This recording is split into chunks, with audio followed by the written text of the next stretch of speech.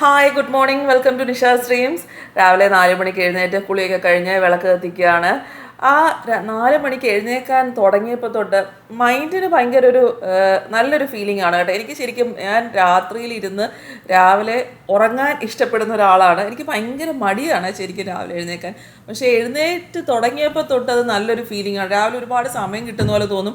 Sundays എഴുന്നേക്കാറില്ല കേട്ടോ. Sunday ഒരു ദിവസം ഞാൻ ഒന്ന് ഉറങ്ങി എൻ്റെ ആ പഴയ മൂഡിലോട്ട് പോകാൻ ഇഷ്ടപ്പെടുന്നു. കാരണം ഞാൻ പറഞ്ഞു എനിക്ക് ഉറങ്ങാൻ ഇഷ്ടമുള്ള ഒരാളാണ്. അപ്പോൾ ഞാൻ തന്നെ ആ സൺഡേ ഇഷ്ടം പോലെ ഉറങ്ങാമെന്ന് വിചാരിച്ചിട്ട് അങ്ങനെ ഇരിക്കുന്ന ഒരാളാണ്. എഴുന്നേക്കാൻ നമുക്കൊരു റീസൺ ഉണ്ടെങ്കിൽ നമ്മൾ എഴുന്നേക്കുമല്ലോ. എനിക്ക് എൻ്റെ മെഡിറ്റേഷൻ തന്നെയാണ് ആ എഴുന്നേക്കാനുള്ളൊരു റീസൺ. മെഡിറ്റേഷൻ്റെ കാര്യം പറഞ്ഞപ്പോൾ തൊട്ട് കുറേ പേര് മെസ്സേജ് അയച്ചാൽ ഞാൻ ഓൺലൈനാണോ ഓഫ്ലൈനാണോ ചെയ്യുന്നതൊക്കെ. ഞാൻ ഓൺലൈനാണ് ചെയ്യുന്നത്. ഇനി അടുത്ത ബാച്ച് തുടങ്ങുമ്പോൾ ഞാൻ കമ്മ്യൂണിറ്റി പോസ്റ്റ് ഡെഫിനറ്റ് ആയിട്ടും ഇടാൻ കേട്ടോ എപ്പോഴാണ് തുടങ്ങുന്നതെന്ന്. ഇപ്പം ഞാൻ ചെയ്യുന്നത് ചക്ര മെഡിറ്റേഷനാണ്. ഇതിപ്പം ഒരാഴ്ച മുമ്പ് എടുത്ത വീഡിയോ ആണ് കേട്ടോ. അതാണ് ഈ നല്ല മഴ കാണുന്നത്. ഇപ്പോൾ വീണ്ടും മഴയൊക്കെ കുറഞ്ഞ് ചൂട് വന്ന് തുടങ്ങി. ഇനി ഞാൻ അമ്മമാർക്കൊക്കെ ഒരു ആശ്വാസമായിട്ട് ഒരു കാര്യം പറഞ്ഞുതരാം. ഇപ്പോൾ ശരിക്കും സ്കൂള് തുറക്കുന്ന ഒരു സീസണല്ലേ. നിങ്ങളുടെ കുട്ടികൾക്ക് ഈ മാത്സ് ചെയ്യുമ്പോഴത്തേക്കും കുറച്ച് ഡിഫിക്കൽറ്റി തോന്നാറുണ്ടോ? അങ്ങനെ ഉണ്ടെങ്കിൽ ഞാനതിന് എളുപ്പമായിട്ട് അല്ലെങ്കിൽ മാത്സ് പഠിക്കാൻ സിമ്പിളായിട്ട് ഒരു കാര്യം പറഞ്ഞു തരട്ടെ. കുട്ടികൾ കാൽക്കുലേഷനൊക്കെ ഈ പെന്നും അങ്ങനെ പേപ്പറും ഒന്നും യൂസ് ചെയ്യാതെ മെൻ്റലി ചെയ്ത് തുടങ്ങിയാൽ എങ്ങനെ ഇരിക്കും അല്ലേ? ഒരു സൂപ്പർ ഫാസ്റ്റ് കാൽക്കുലേറ്ററായിട്ട്. അതാണെങ്കിൽ അവർക്ക് കുറച്ചുകൂടെ ഇൻട്രസ്റ്റിംഗ് ആയിട്ട് ചെയ്തു തുടങ്ങാനായിട്ട് ഒരു ഈസി മെത്തേഡാണ് ഫൻസു എന്ന് പറഞ്ഞിട്ട് ഒരു സംഭവം പഠിപ്പിക്കുന്നത്. ഫൻസു എന്ന് പറയുന്ന ഒരു റെഗുലർ മാത്സ് ക്ലാസ് അല്ല, അതൊരു ലേണിംഗ് പ്ലാറ്റ്ഫോമാണ്. നീലകണ്ഠ ഭാനു ഈ പേര് കേട്ടിട്ടുണ്ടോ? കേട്ടിട്ടില്ലെങ്കിൽ ഇപ്പം തന്നെ ഞാൻ ഈ പറയുമ്പോൾ തന്നെ ഒന്ന് ഗൂഗിൾ ചെയ്ത് നോക്കിയോ. വേൾഡിലെ ഫാസ്റ്റസ്റ്റ് ഹ്യൂമൻ കാൽക്കുലേറ്റർ എന്ന് ഗൂഗിൾ ചെയ്ത് നോക്കിയാൽ നീലകണ്ഠ ഭാനു എന്നുള്ള പേര് വരും കേട്ടോ. അപ്പം അദ്ദേഹം ഈ ഭാൻസുവിൽ ഇങ്ങനത്തെ കുറേ കോഴ്സ് കുട്ടികൾക്കായി ഡിസൈൻ ചെയ്യുന്നുണ്ട്. അദ്ദേഹത്തിൻ്റെ ആ സെയിം കോൺഫിഡൻസും സ്പീഡും ഒക്കെ കിട്ടാനായിട്ട്. അവിടുത്തെ കോഴ്സുകളുടെ സ്പെഷ്യാലിറ്റി എന്ന് പറഞ്ഞാൽ നല്ല രസമുള്ളതാണ്. മാത്സ് ഇഷ്ടമില്ലാത്ത ഒത്തിരി കുഞ്ഞുങ്ങളുണ്ടാവില്ലേ. അപ്പോൾ നല്ല ഫണ്ണും ഇൻട്രാക്റ്റീവും ഒക്കെയാണ്. 5 തൊട്ട് 15 വരെ ഏജ് ഗ്രൂപ്പിലുള്ള കുട്ടികൾക്കാണ് പെന്നിൻ്റെയും പേപ്പറിൻ്റെയും ഒന്നും സഹായമില്ലാതെ മെൻ്റലി ആ ഒരു ബ്രെയിൻ പവർ വെച്ചിട്ട് മാത്സ് കാൽക്കുലേറ്റ് ചെയ്യാനായിട്ട് അവരെ ഈസി ആക്കുന്നത്. അതുകൊണ്ട് തന്നെ ആ മാത്സിൻ്റെ പേടി അവർക്ക് മാറ്റാൻ പറ്റും. പിന്നെ ഒരു അഡ്വാൻറ്റേജ് എന്താണെന്ന് വെച്ചാൽ നിങ്ങൾക്ക് ഇപ്പം ഒന്ന് ട്രൈ ചെയ്ത് നോക്കാനായിട്ട് ഇവരുടെ ഒരു ഫ്രീ ഡെമോ ക്ലാസ് ഉണ്ടാവും കേട്ടോ. അതപ്പോൾ നിങ്ങൾക്ക് ആദ്യം വേണമെങ്കിൽ ഒരു ഫ്രീ ആയിട്ട് ഡെമോ ക്ലാസ് എടുത്ത് നോക്കാം. നിങ്ങൾക്ക് കുട്ടികൾക്ക് പറ്റുമോ ഇല്ലയോ എന്ന് അറിഞ്ഞാൽ നമുക്ക് ചാടിക്കറി എടുക്കാനൊന്നും പറ്റത്തില്ല. പിന്നെ ഇന്ത്യയിൽ മാത്രമല്ല, അത് UK യിലും USA യിലും ഓസ്ട്രേലിയയിലും ഒക്കെ അവൈലബിൾ ആണ്. അപ്പം നിങ്ങൾക്കിത് വേണം എന്നുണ്ടെങ്കിൽ ഡിസ്ക്രിപ്ഷനിലുള്ള ലിങ്ക് ഒന്ന് ക്ലിക്ക് ചെയ്ത് രജിസ്റ്റർ ചെയ്താൽ അവർ നിങ്ങൾക്ക് ആദ്യം ഒരു ഫ്രീ ഡെമോ ക്ലാസ് ട്രൈ ചെയ്ത് നോക്കും. ഇഷ്ടപ്പെട്ടാൽ മാത്രം ജോയിൻ ചെയ്താൽ മതി കേട്ടോ. പിന്നെ നേരെ രാവിലത്തെ ബ്രേക്ക്ഫാസ്റ്റ് പരിപാടികൾക്കായിട്ട് കിച്ചണിലോട്ട് വന്നു. ഇന്നത്തെ ബ്രേക്ക്ഫാസ്റ്റ് എന്ന് പറയുന്ന ഒരു ഹെൽത്തി ഓട്സ് ഓംലെറ്റ് ആണ് കേട്ടോ.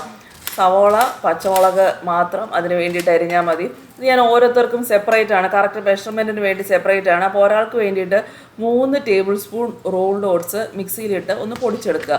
2 പേർക്കും സെപ്പറേറ്റ് പൊടിക്കുന്നുണ്ട് കേട്ടോ. പിന്നെ 2 മുട്ട അതൊന്ന് ബീറ്റ് ചെയ്തെടുക്കുക. ഒരാൾക്കാണ്, ഞാൻ വീണ്ടും പറയുകയാണ്, 2 മുട്ട നന്നായിട്ടൊന്ന് ബീറ്റ് ചെയ്തെടുക്കുക. അതിലോട്ട് ഈ പൊടിച്ച ഓട്സ് ഇടണം. പിന്നെ ഉപ്പ് ചേർക്കണം. ഈ അരിഞ്ഞു വെച്ചേക്കുന്ന സവോളയും പച്ചമുളകും 2 പേർക്ക് വേണ്ടിയിട്ടാണ് കേട്ടോ. 1 സവോളയും 2 പച്ചമുളകും മതി. പിന്നെ കുറച്ച് പെപ്പർ ചേർത്തു.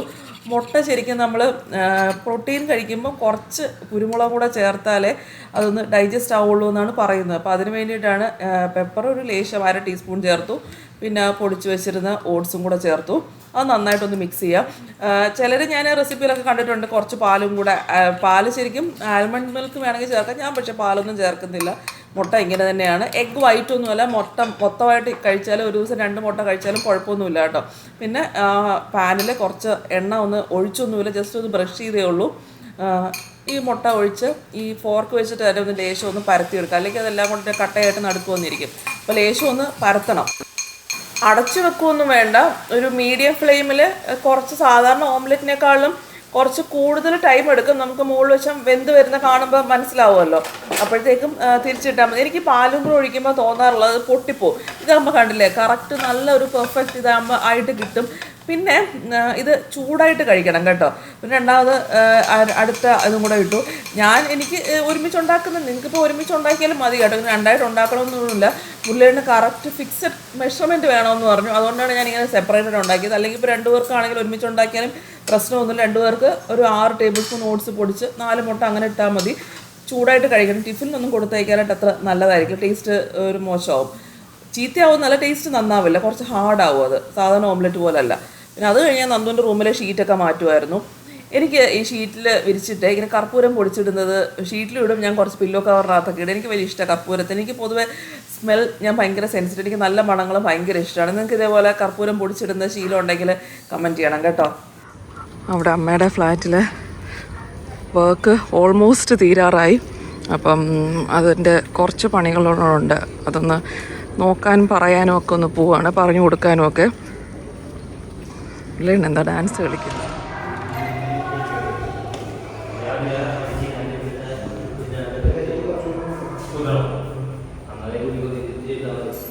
ഇവിടെ ഓൾമോസ്റ്റ് പണിയൊക്കെ കഴിയാറായി. ഫ്ലാറ്റിൽ പോയി തിരിച്ചു വന്നിട്ട് പിന്നെ ഞാൻ ഉച്ചയ്ക്കത്തെ പണിക്കുള്ള പ്രിപ്പറേഷനായിരുന്നു. അപ്പം ഞാൻ ഈ ഗാർഡനിൽ നിന്ന് കുറച്ച് മിൻറ്റ് ലീഫ് പറിക്കലാണ്. നമ്മുടെ സ്വന്തം ഗാർഡനിൽ നിന്ന് എന്തെങ്കിലുമൊക്കെ എടുക്കുമ്പോൾ എന്ത് സന്തോഷമല്ലേ. ഇതാണ് എൻ്റെ തോട്ടത്തിലെ പുതിനായില. അതിങ്ങനെ പറിച്ചെടുത്ത് ഒരു സംഭവം ഉണ്ടാക്കാൻ പോവാണ്. അതിന് വേണ്ടിയിട്ട് ഞാൻ ആദ്യം ഒരു മിൻ ചട്നിയാണ് പ്രിപ്പയർ ചെയ്യുന്നത്. ഉണ്ടാക്കുന്ന സാധനത്തിന് ഡിപ്പാണ്. അപ്പം മിൻ ചട്നിക്ക് ഇഞ്ചി ഇട്ടു, ചെറിയ ഉള്ളി ഒരു 2 എണ്ണം ഇട്ടു, പച്ചമുളക് ഇട്ടു, പിന്നെ മല്ലിയില, പുതിനയില, ഈ മിൻ ലീഫ്. മല്ലിയില ഇവിടെ ഇല്ല കേട്ടോ, എൻ്റെ വീട്ടിൽ വളരുന്നതല്ല, അത് മേടിച്ചതാണ്.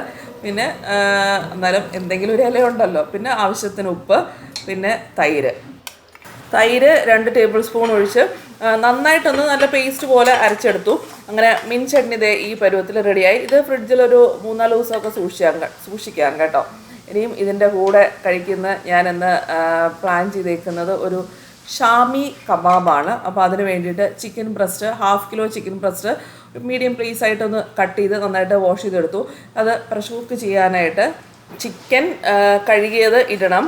പിന്നെ ശരിക്കും ഷാമി കബാബിൻ്റെ കൂടെ ഈ ചിക്കൻ്റെ കൂടെ തന്നെ ചെന്ന ഡാൽ വേവിക്കും കേട്ടോ. പക്ഷേ ഞാനിവിടെ ചെന്ന ഡാൽ ഈ ചിക്കൻ്റെ കൂടെ വേവിക്കുന്നില്ല. അതിന് പകരം ചെന്ന ഡാൽ എന്ന് പറഞ്ഞാൽ കടലപ്പരിപ്പ്. അപ്പോൾ ഞാനിത് എല്ലാം ചെയ്ത് കഴിഞ്ഞ് കടലമാവ് ഒന്ന് കുറച്ചെടുക്കുന്നേ ഉള്ളൂ. അതുകൊണ്ട് ഞാൻ ശരിക്കും പറഞ്ഞു, ഒറിജിനൽ ഷാമി കബാബിൽ ഈ ചിക്കൻ്റെ വേവിക്കുന്നതിൻ്റെ കൂടെ തന്നെ കടലപ്പരിപ്പും കൂടെ ഇട്ടാണ് വേവിക്കുന്നത് കേട്ടോ. ഞാനിപ്പോൾ ചിക്കൻ്റെ കൂടെ ഒരു മീഡിയം സവോള, 5-6 അല്ലി വെളുത്തുള്ളി, ഒരു മീഡിയം കഷ്ണം ഇഞ്ചി, പിന്നെ പൊടികളും കൂടെ ചേർക്കണം. മഞ്ഞൾപ്പൊടി 1/2 ടീസ്പൂൺ ചേർക്കുന്നുണ്ട്. മുളക് പൊടി ഒരു 2 ടീസ്പൂണോളം, എരിവിന് ആവശ്യമായിട്ടുള്ള മുളക് പൊടി, പിന്നെ കുരുമുളക് പൊടി 1 ടീസ്പൂൺ, പെപ്പർ പൊടിച്ചത് 1 ടീസ്പൂൺ, പിന്നെ മസാലയാണ് അടുത്ത് ചേർക്കുന്നത്. 1 ടീസ്പൂൺ പെരിഞ്ചീരകം, ഫെനൽ സീഡ് ചേർത്തു, ഒരു സ്റ്റാർ അനീസ് ചേർത്തു, പിന്നെ ആവശ്യത്തിന് ഉപ്പ് 1.25 ടീസ്പൂൺ ഉപ്പോളം ചേർത്തു. ഇത് വേവിക്കാനായിട്ട് അധികം വെള്ളം ചേർക്കണ്ട കേട്ടോ. ഞാനിപ്പം ഒരു 2 ടേബിൾ സ്പൂണോളം വെള്ളമേ ചേർത്തിട്ടുള്ളൂ. പ്രഷർ കുക്ക് ചെയ്തെടുക്കുകയല്ലേ, അപ്പം പിന്നെ അരച്ചെടുക്കണം, വെള്ളം ചതച്ചെടുക്കണം കട്ട്ലറ്റിൻ്റെ പോലെ. അപ്പോൾ അധികം വെള്ളമില്ലാതെ ഒരു 5 to 7 മിനിറ്റ്സ് പ്രഷർ കുക്ക് ചെയ്തെടുത്തു. പിന്നെ അത് തണുത്തിട്ട് ഫുഡ് പ്രോസസ്സറിൽ വെച്ചിട്ട് ഒന്ന് ചതച്ചെടുക്കുകയാണ്. ഇല്ലെങ്കിൽ മിക്സിയുടെ ചെറിയ ജാറിലായാലും മതി കേട്ടോ. അപ്പം അതിനായിട്ട് ഫുഡ് പ്രോസസ്സറിലോട്ട് മല്ലിയില മാത്രം ഇട്ടു. മല്ലിയില ഒരു 1/2 പഞ്ചോളം ഇട്ടു. പിന്നെ ഈ വേവിച്ച ചിക്കൻ സംഭവം മുഴുവൻ ഇട്ടു. പിന്നെ ഒരു നാരങ്ങയുടെ നീര്, ഇതെല്ലാം കൂടി ഇട്ട് ഒന്ന് ജസ്റ്റ് നമ്മുടെ കട്ട്ലറ്റിൻ്റെ പരുവം പോലെ ഒന്ന് ഗ്രൈൻഡ് ചെയ്തെടുക്കും. ഇങ്ങനെ അരച്ച് പേസ്റ്റ് ആക്കി എടുക്കരുത് കേട്ടോ, ഒരു തരി പോലെ വേണം. പിന്നെ കട്ട്ലറ്റിന് നമുക്ക് വ്യത്യാസം എന്ന് പറഞ്ഞാൽ അതിനകത്ത് പൊട്ടറ്റോ ഉണ്ടാകും. അപ്പോൾ ഇതിനകത്ത് ഞാൻ പറഞ്ഞല്ലോ ബൈൻഡ് ചെയ്യാനായിട്ട് കടലമാവാണ് ചേർക്കുന്നത്. നേരത്തെ ചെന്നാടാൽ ചെയ്തില്ലല്ലോ. അപ്പോൾ അതിന് പകരം ഇവിടെ കടലമാവാണ്. ഷാമി കബാബ് എന്നുണ്ട് പ്രത്യേകത. അപ്പോൾ കടലമാവ് ഒരു 2-3 ടേബിൾ സ്പൂൺ നമുക്ക് ഇങ്ങനെ പിടിക്കുമ്പം നിൽക്കണമല്ലോ, ഉരുട്ടി ബോളാക്കാൻ പറ്റണം. വേറെ ഒരു കോട്ടയ്ക്കും ബ്രെഡ് ക്രംസ് ഇല്ല, മുട്ടയില്ല, ഒന്നിലും മുക്കുന്നില്ല. ഇത് ഡയറക്റ്റായിട്ട് ഉരുട്ടി ബോളാക്കുകയാണ്. അപ്പം വെച്ച് നോക്കുക, പിടിച്ച് നോക്കുക ബോളാക്കാൻ പറ്റുന്നുണ്ടോ. അതനുസരിച്ച് കടലമാവ് ചേർത്ത് ഉരുട്ടി വെക്കാൻ പറ്റുന്ന, ബോളിൽ നിൽക്കാൻ പറ്റുന്ന ഒരു പരുവം വരെ ഒന്ന് വെച്ച് നോക്കുക. വെള്ളം കൂടി പോവുകയാണെങ്കിൽ ഇച്ചിരൂടെ കടലമാവ് വേണ്ടി വരും. അതുകൊണ്ട് ഞാൻ ഫിക്സഡ് ക്വാണ്ടിറ്റി പറയാത്ത കേട്ടോ. ഞാനിപ്പോൾ ഏകദേശം ഒരു 3-4 ടേബിൾ സ്പൂൺ ചേർത്തെന്ന് തോന്നുന്നു. എന്നിട്ട് കുഞ്ഞു നമ്മൾ കട്ട്ലറ്റ് പോലെ തന്നെ ചെറുതാക്കുന്നത്, നല്ല ഒത്തിരി വലുതാക്കേണ്ട. അതാണ്ട് ഈ കട്ട്ലറ്റിനെ പോലെ ചെറിയ കട്ട്ലറ്റ് ബോൾസ് പോലെ ചെറിയ അത് ഓവൽ ഷേപ്പ് വേണമെങ്കിൽ ആക്കാം, എന്ത് വേണമെങ്കിലും ഷേപ്പ് ആക്കാം കേട്ടോ. ഫിംഗേഴ്സ് പോലെ എങ്ങനെ വേണമെങ്കിലും ആക്കാം. എന്നിട്ട് ഇത് ഫ്രീസ് ചെയ്ത് ഒരു 3-4 ആഴ്ച വരെ നമുക്ക് ഫ്രീസറിൽ സൂക്ഷിച്ചാൽ ഇത് ടിഫിൻ ബോക്സിലൊക്കെ കൊടുത്തയക്കാൻ നല്ലൊരു സംഭവമാണ് കേട്ടോ. എന്ന് വെച്ചാൽ ഒട്ടി വെക്കരുത്. മുകളിൽ എന്തെങ്കിലും ഫോയിലോ ബട്ടർ പേപ്പറോ വെച്ച് ഇതേപോലെ സെപ്പറേറ്റ് ചെയ്ത് വെക്കണം. ഒട്ടിച്ച് വെക്കാൽ പിന്നെ എടുക്കാൻ പാടാണ്. ഫ്രീസ് ചെയ്ത് വെക്കണം, ഫ്രീസറിൽ വെക്കണം കേട്ടോ. എന്നിട്ട് എടുത്ത് എണ്ണയിൽ ഫ്രൈ ചെയ്യാൻ വേണ്ട ജസ്റ്റ് ഒന്ന് ലേശം ഷാലോ ഫ്രൈ ചെയ്തെടുത്താൽ മതി. എയർ ഫ്രയർ ഉണ്ടെങ്കിൽ നിങ്ങൾക്ക് എയർ ഫ്രയറും ചെയ്തെടുക്കാം. ഞാനിപ്പോൾ രാത്രി ഡിന്നറിന് വേണ്ടിയിട്ടാണ് ചെയ്യുന്നത് കേട്ടോ. അപ്പോൾ ആ സമയത്ത് കാണിക്കാം. ഇതിപ്പം ഞാനൊരു കോഴ്സ് അറ്റൻഡ് ചെയ്യുകയാണ്. ചില ലൈഫ് കോച്ച് സർട്ടിഫിക്കേഷൻ കോഴ്സാണ് ഞാൻ ചെയ്യുന്നത്. Coaching certification. ഇതിപ്പോൾ എൻ്റെ ഫസ്റ്റ് ഡേ ആണ് കേട്ടോ. ഇതെൻ്റെ കോച്ചിങ് സർട്ടിഫിക്കേഷൻ്റെ ഫസ്റ്റ് ഡേ ആണ്. അപ്പോൾ ആ എക്സ്പീരിയൻസ് നിങ്ങളുമായിട്ട് ഷെയർ ചെയ്യണം തോന്നി. അതാണ് എൻ്റെ ഒരു ഹാപ്പി ന്യൂസ് ഞാൻ ഷെയർ ചെയ്യാനുണ്ടെന്ന് പറഞ്ഞു. എൻ്റെ ലൈഫിൽ ഒരു ഇമ്പോർട്ടൻ്റ് ചേഞ്ചിങ് ഘട്ടമാണ് ഇന്നിവിടെ നടക്കുന്നത്. അത് ഞാൻ നിങ്ങളുമായിട്ടല്ലാതെ വേറെ ആരുമായിട്ടാണ് ഷെയർ ചെയ്യുക അല്ലേ? എൻ്റെ എല്ലാ സന്തോഷങ്ങളും സങ്കടങ്ങളും ഒക്കെ ഞാൻ പറയുന്നത് ആദ്യം നിങ്ങളുടെ അടുത്താണ്. അപ്പം ഞാനിത് ഫസ്റ്റ് ഡേ തന്നെ എനിക്ക് വീഡിയോ എടുത്തു വെച്ചിരുന്നതാണ്. ഇപ്പോൾ ഒരു സെക്കൻഡ് വീക്കായി അത്. പക്ഷേ എനിക്ക് എഡിറ്റ് ചെയ്യാൻ ടൈം കിട്ടാവുന്നതുകൊണ്ടാണ്. ഇപ്പോൾ കണ്ടോ, ഇത് ദാണ്ട് അതിൻ്റെ ഇടയ്ക്ക് ഇതൊന്ന് പറഞ്ഞോട്ട് ഇതാണ്ട് ഒട്ടും ഒരു ടേബിൾ സ്പൂൺ എണ്ണയിലാണ് കേട്ടോ ഷാലോ ഫ്രൈ ചെയ്യുന്ന. ഇത് കണ്ടാൽ തന്നെ മനസ്സിലാവുമല്ലോ, അതിൻ്റെ ഒരു ടെക്സ്ചർ കണ്ടാൽ മനസ്സിലാവുമല്ലോ. എണ്ണയിലാണെങ്കിൽ അത് നല്ലപോലെ എണ്ണയിൽ കോട്ടായി കിടന്നേനെ. ഈ ലൈഫ് കോച്ചിന്റെ കോച്ചിങ് മാസ്റ്ററി എന്ന് പറഞ്ഞിട്ട് ഒരു ഫസ്റ്റ് ലെവൽ സെഷൻ ഉണ്ടായിരുന്നു. അത് മാർച്ച് ലാസ്റ്റിലായിരുന്നു. അത് പഠിച്ചു കഴിഞ്ഞപ്പോഴത്തേക്കും എനിക്ക് ആ സെക്കൻഡ് അടുത്ത ലെവലിലോട്ടും കൂടെ, കാരണം ഇതിപ്പം സർട്ടിഫിക്കേഷൻ കോഴ്സാണ്. ഒരു ഏകദേശം 80 days ഉണ്ട് കേട്ടോ. 2.5 മാസത്തോളം ഉള്ള ഒരു സർട്ടിഫിക്കേഷൻ കോഴ്സാണ്. അപ്പം എനിക്ക് ഞാൻ ഈ ഒരു സോഷ്യൽ മീഡിയ കോണ്ടന്റ് ക്രിയേറ്റർ അല്ലെങ്കിൽ മോറോവർ കൂടുതൽ ടേം ഇൻഫ്ലുവൻസർ, ആ ഇൻഫ്ലുവൻസറായിട്ട് ഇപ്പോൾ വർക്ക് ചെയ്യുമ്പോൾ കുറേ പേര് എനിക്കിപ്പം, ഞാൻ എപ്പോഴും പറയാറുണ്ട്, എനിക്ക് ഇമെയിൽ വരാറുണ്ട്, ഇൻസ്റ്റാഗ്രാമിൽ കൂടെ മെസ്സേജ് അയക്കാറുണ്ട്, എന്നോട് ഇന്ന് സംസാരിക്കണം, അല്ലെങ്കിൽ എൻ്റെ ഒരു ലൈഫ് ഒത്തിരി പേർക്ക് ഒരു ഇൻഫ്ലുവൻസ്ഡ് ആവുന്നു എന്ന് എനിക്ക് ഫീൽ ചെയ്യും. അപ്പോൾ എന്നോട് സംസാരിക്കണം എന്ന് പറഞ്ഞ് മെസ്സേജ് അയക്കുമ്പോൾ എനിക്കെന്നെ ഫീൽ ചെയ്യാറുണ്ട് അവർക്ക് എൻ്റെ നിന്ന് എന്തെങ്കിലും ഒരു നല്ല മെസ്സേജ് കിട്ടാനായിരിക്കുമല്ലോ. അപ്പോൾ ഞാൻ വിചാരിച്ചു അതൊരു പ്രൊഫഷൻ ആക്കി എടുക്കണം, അല്ലെങ്കിൽ ലൈഫ് കോച്ച് ആവണം എന്നുള്ളൊരു ആഗ്രഹം തുടങ്ങിയിട്ട് ഒരു 2-3 വർഷമായി കേട്ടോ. അപ്പം അത് എങ്ങനെയാണ് എന്താണ് ചെയ്യേണ്ടതെന്ന് എനിക്കൊരു പിടിയില്ലായിരുന്നു ലൈഫ് കോച്ച് ആവാനായിട്ട്. അങ്ങനെ കുറേ ലൈഫ് കോച്ചുകളുടെയൊക്കെ വീഡിയോ കാണുമായിരുന്നു, പക്ഷെ അതിനെന്താ ചെയ്യേണ്ടതെന്ന് ഞാൻ ഒരു അറിവില്ല. സത്യം പറഞ്ഞാൽ എങ്ങോട്ട് പോകണം, ഏത് ഡയറക്ഷനിൽ തിരിയണം എന്നൊരു വഴിയില്ലായിരുന്നു, അറിയത്തില്ലായിരുന്നു. അപ്പം നമുക്കിപ്പം എല്ലാം നമുക്കൊരു അതിൻ്റെതായ ഒരു സമയമുണ്ട് എന്ന് പറയുന്ന പോലെ ഒരു ഫെബ്രുവരി ലാസ്റ്റൊക്കെയാണ് ഞാൻ ഈ ഇൻസ്റ്റാഗ്രാമിൽ കൂടെ ഈ പൂജ പുനീത് എന്ന് പറഞ്ഞിട്ട് അവരുടെ ഒരു വീഡിയോ കാണുന്നതും അതിൽ ക്ലിക്ക് ചെയ്ത് ഈ കോച്ചിങ് മാസ്റ്ററുടെ മുമ്പത്തെ ഒരു സെഷൻ ഉണ്ടായിരുന്നു, അത് അറ്റൻഡ് ചെയ്ത് എന്നിട്ട് പിന്നെ ആ കോച്ചിങ് മാസ്റ്ററെ ജോയിൻ ചെയ്തു. പിന്നെ അതിൽ കൂടെ ഒരു ലൈഫ് കോച്ചിൻ്റെ റെസ്പോൺസിബിലിറ്റീസ് എന്താണ് അതിനെക്കുറിച്ചൊക്കെ കൂടുതൽ മനസ്സിലാക്കി, ആ പ്രൊഫഷൻ്റെ ഒരു നന്മ എല്ലാം മനസ്സിലാക്കി. അത് നമുക്ക് എല്ലാ രീതിയിലും എനിക്ക് പറ്റിയൊരു പ്രൊഫഷനാണ് എന്ന് വെച്ചാൽ എനിക്ക് ഈ സോഷ്യൽ മീഡിയ ഈ കോണ്ടന്റ് ക്രിയേഷനും അതും കൂടെ ഒരുമിച്ച് കൊണ്ടുപോകാനായിട്ട് പറ്റിയ നല്ലൊരു ഇതാണെന്ന് മനസ്സിലാക്കിയപ്പോഴാണ് ഞാൻ അതും കൂടെ എനിക്ക് ചെയ്യണം എന്നൊരു നല്ലൊരു ആഗ്രഹം. എന്ന് വെച്ചാൽ 2-3 വർഷമായിട്ട് ഞാൻ പറഞ്ഞത് എൻ്റെ മനസ്സിലുള്ളൊരു കാര്യമാണ്. അപ്പം അവരുടെ ആ ഒരു 2 ദിവസത്തെ കോഴ്സും കൂടെ അറ്റൻഡ് ചെയ്തപ്പോഴാണ് ഇതും കൂടെ ചെയ്യണം എന്നുള്ളൊരു ആഗ്രഹം വന്നത്.